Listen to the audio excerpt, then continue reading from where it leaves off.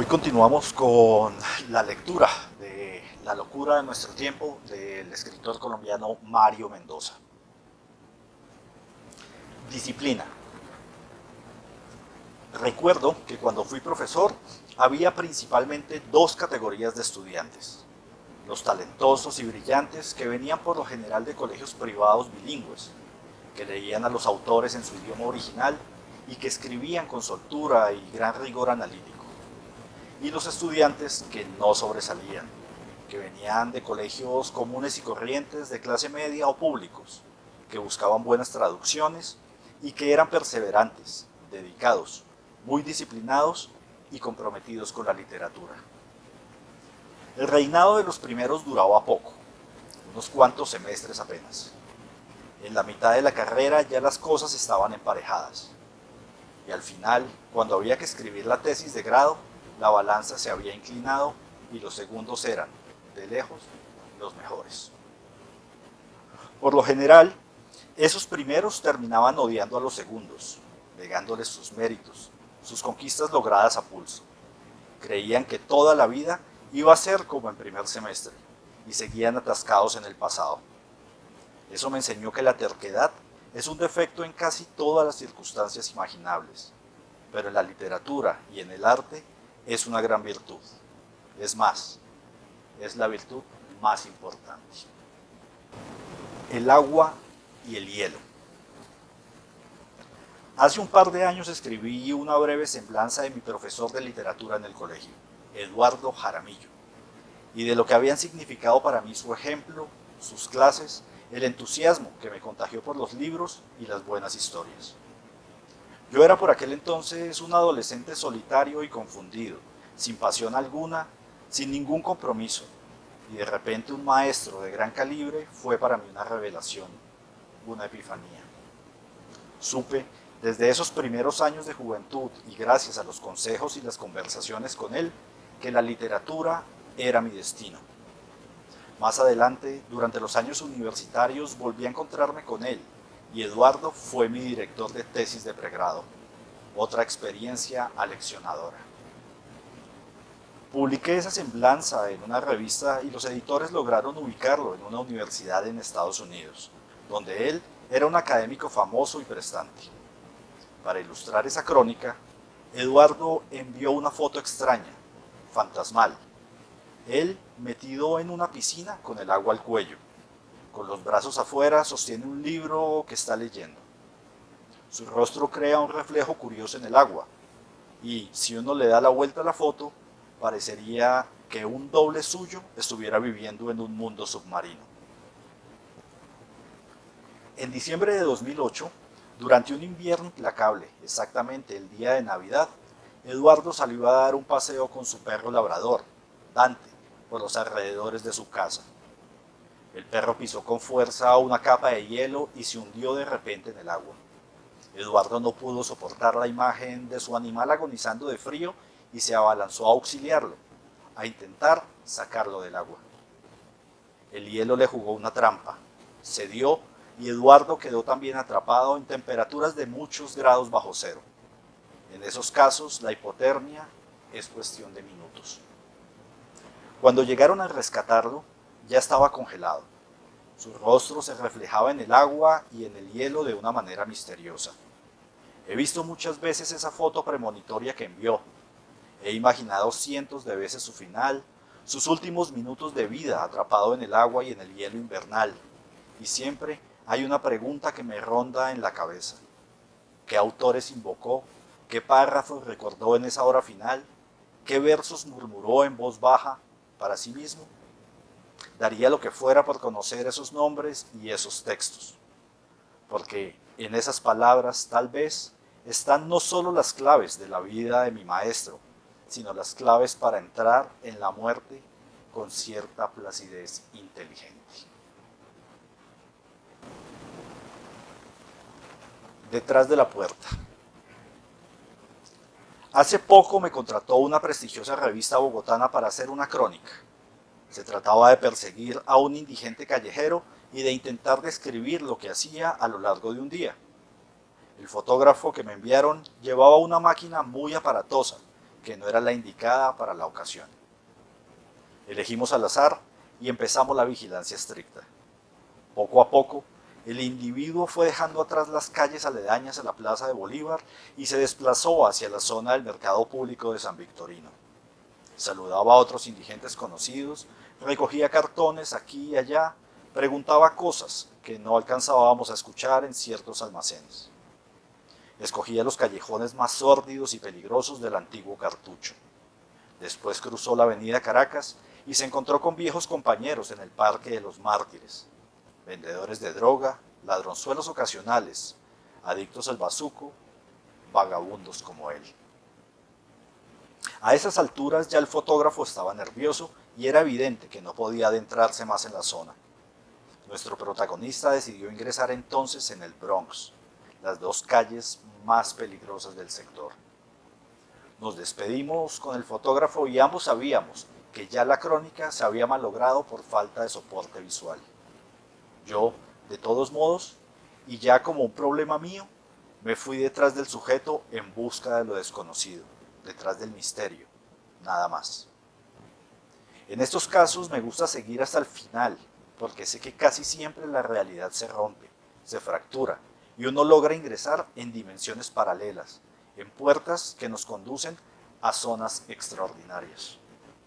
El individuo se hizo debajo de un portal de una bodega de basuras y conversó con un hombre cetrino, barbado, que iba vestido con un abrigo negro. Luego se recostó en el suelo, junto a otros indigentes, en unos plásticos que seguramente eran su cambuche personal. Me acerqué lo más que pude para tenerlo bien cerca y poder precisar sus rasgos físicos. Entonces el hombre de barba se me acercó con cautela. Se abrió el abrigo de par en par y pude ver armas a un lado y droga al otro. Me dijo en voz baja: ¿qué está buscando, hermanito? ¿Pepas, vareta, perico, éxtasis, popper, bazuco, burundanga? ¿O un revólver, una pistola, una granada? Hizo una pausa mientras yo miraba la mercancía y remató en el mismo tono: ¿u órganos, hermanito? Dije que gracias, que ya estaba cargado y seguí mi camino. Salí por la calle de atrás y al fin pude respirar con tranquilidad. Durante meses esa frase me persiguió de día y de noche. Me preguntaba qué habría pasado si esa tarde yo hubiera abierto esa puerta, hacia dónde me hubiera conducido, quiénes estaban detrás de esa puerta dispuestos a vender un riñón con tal de sobrevivir, adictos sin remedio, niños, prostitutas, gente común y corriente de clase media. ¿Quiénes eran los que estaban dispuestos a someterse a varios exámenes para ver si servían como donantes? La crónica realmente importante era la de esos rostros que estaban allá, detrás de las sombras, haciendo fila para ver si era posible vender alguna parte de su cuerpo, a cambio de algunos billetes. María, Juan, Carlos.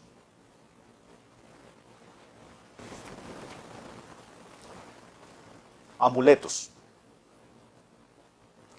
Cuando tenía 7 años sufrí de una apendicitis que se complicó en una peritonitis, una enfermedad de la cual se moría en aquel entonces la mayoría de los pacientes. Después la cosa se agravó aún más y me dio una peritonitis gangrenosa.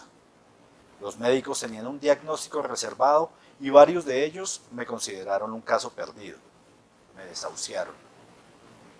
Esa fue la razón por la cual una tarde cualquiera entró a mi habitación un sacerdote y me dio los santos óleos. Mis padres, en el corredor, lloraban e intentaban consolarse entre ellos. Ya habían perdido una hija durante el parto y yo venía a ser la segunda muerte dentro de la familia. Pero contra todos los pronósticos me salvé. Varios factores influyeron, entre ellos el hecho de que mi padre, que era veterinario y biólogo, decidió aumentar el antibiótico corriendo el riesgo de matarme por una sobredosis. Yo, en mi mente infantil, urdí otra hipótesis. Resulta que ya llevaba varios meses hospitalizado y el aburrimiento era tremendo. Me sabía de memoria los cambios de turno de las enfermeras, los horarios de diálisis de mis vecinos de habitación, los instantes nocturnos en los cuales los médicos y las enfermeras hacían un alto y se reunían en un saloncito a tomar café y a comer empanadas.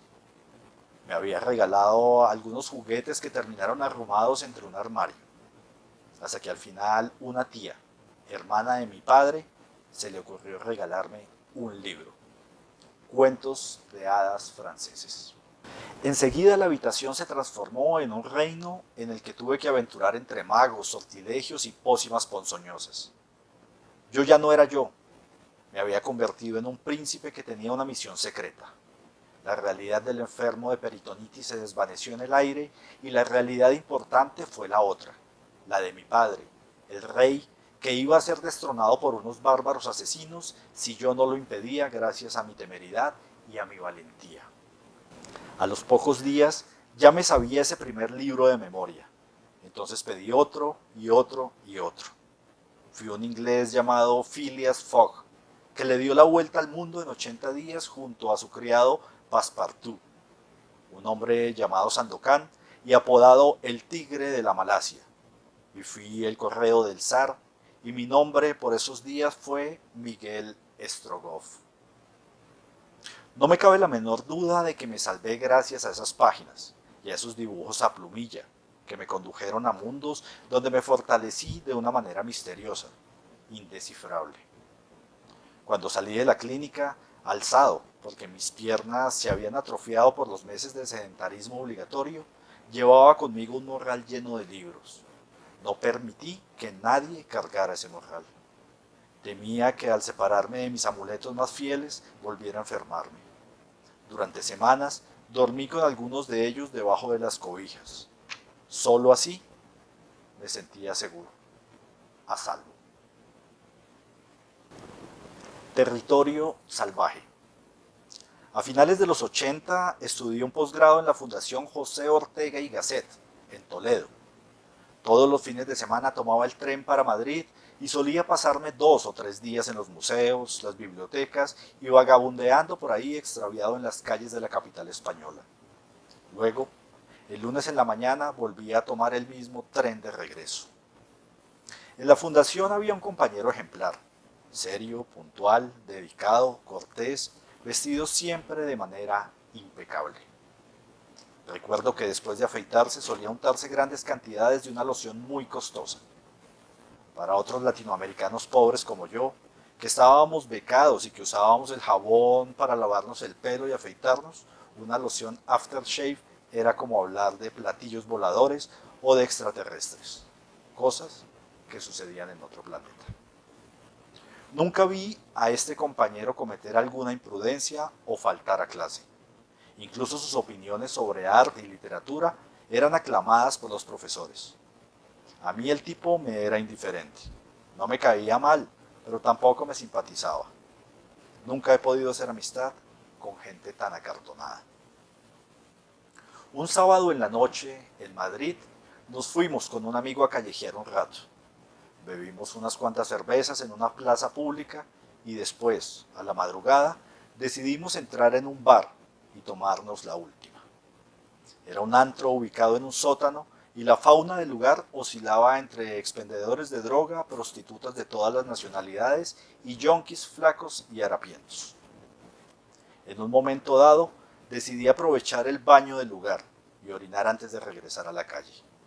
Abrí la puerta del baño y lo primero que vi fue a mi impecable compañero de la fundación con el pelo alborotado, la ropa en desorden, recién vomitado y con los ojos perdidos en la nada.